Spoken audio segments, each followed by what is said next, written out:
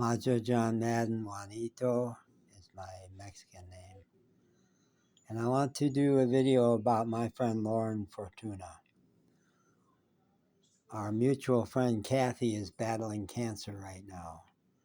And she told me that, she mentioned in one of her comments on Facebook that her dear friend Lauren Fortuna is going to come over and help her deal with the fact that her chemo is causing her to lose her hair.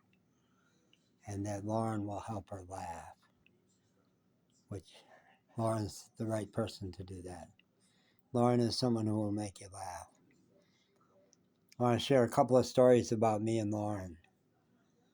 At Jubilee, where I went to church for about 16 years, Lauren was the niece of the minister, and she was very, very involved in a variety of ways. Especially, she was the director of the little theater company. I'm going to tell a story about that, but first I want to tell a story about the one time I preached at Jubilee. Lauren's uncle, the minister, usually ran the whole show. He would preach, and he would run all the other parts too. When Lauren and I collaborated on doing one of the Sundays, I preached, and Lauren ran everything else, which was great. It was so good seeing a woman's face up there, and she has so much charm and so smart that she had people right in the palm of her hand. Before we went out, we were in the back room, let's call it the green room, use a theater term. It was actually Howard's office, I think, or the office. We were getting ready to go out, and Lauren said, let's go kick some spiritual ass. And that was perfect, because we did. We went out there and we kicked ass. So I loved working with Lauren. She was the director of the little theater company, and I was in about 4 plays with her. And her secret was that early in putting a play together, if you had an idea about how you wanted to try a scene, she would say, try it, let's see how it works. Very, very receptive to our ideas. I had a non-speaking role in a play called Dearly Departed.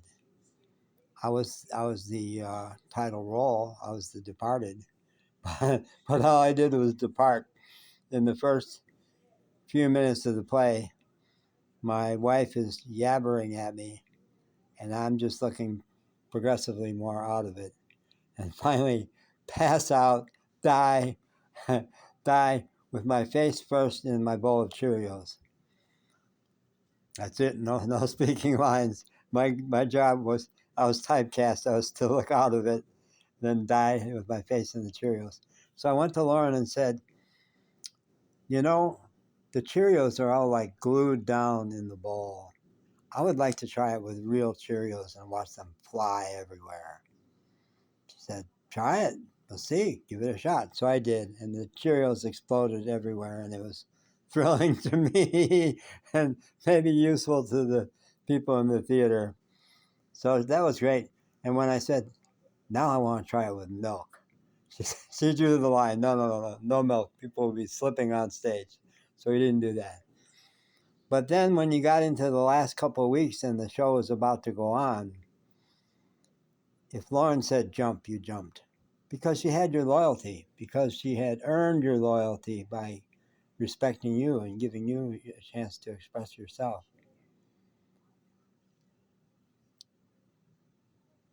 So Lauren Fortuna, what a girl, what a girl. Fabulous actress, I've seen her act, but as a director, she's spectacular. So thank you, Lauren, for all the good times. And thank you for taking good care of our friend Kathy. You have a huge heart. When I left Asheville in 2020 and went to the mountains north of here, Lauren and her husband Frank were so helpful to me. So helpful to me. I was in a little mini SUV, and I couldn't sleep in it. I was trying to sleep in it, and I just couldn't get comfortable. So they rounded up a wonderful tent, a wonderful sleeping bag, and because of them, I was able to stretch out for a couple of weeks. For a couple of weeks before I got my big camper van.